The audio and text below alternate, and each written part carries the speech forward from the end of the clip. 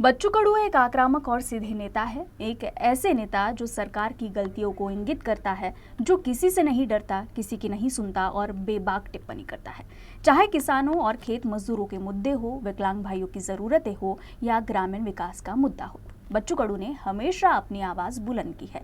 लेकिन यही बच्चू कडू 2024 के चुनाव में बुरी तरह हार होने के बाद किंग मेकर बनने के उनके सपने चकनाचूर हो गए।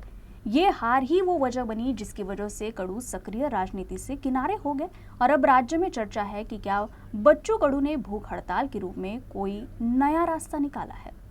अब सवाल ये है कि क्या बच्चू कडू की ये भूख हड़ताल वाकई लोगों के अंतरंग मुद्दों के लिए है या अपनी खोई हुई राजनीतिक ताकत वापस पाने के लिए।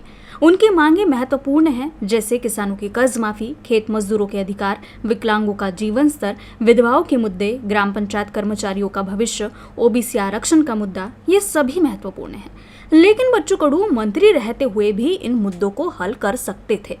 उनके पास स्कूली शिक्षा, जल संसाधन, श्रम, सामाजिक न्याय जैसे महत्वपूर्ण विभाग थे। बच्चू कडू सत्ता हथियाने के लिए सीधे गुवाहाटी चले गए, शिंदे गुट में शामिल हो गए, महायुति का हिस्सा बन गए।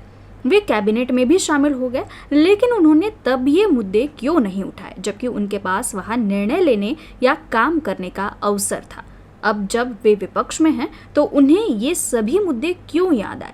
क्या वाकई बच्चू कडू की भूख हड़ताल और राजनीतिक समीकरण के बीच कोई संबंध है? ये सवाल अब सामने आ गया है। राजनीति में भूख हड़ताल बारिश की तरह होती है।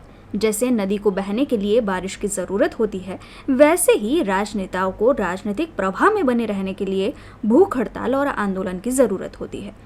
लेकिन सवाल ये है कि जब वे सत्ता में थे, तब इन मुद्दों पर काम क्यों नहीं किया गया? तब ये मुद्दे क्यों नहीं सुलझे?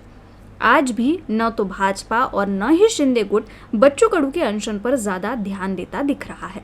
क्या सरकार उनकी मांगों को नजरअंदाज कर रही है या फिर दोनों पार्टियां बच्चू कडू की अहमियत कम करने की चाल चल रही है?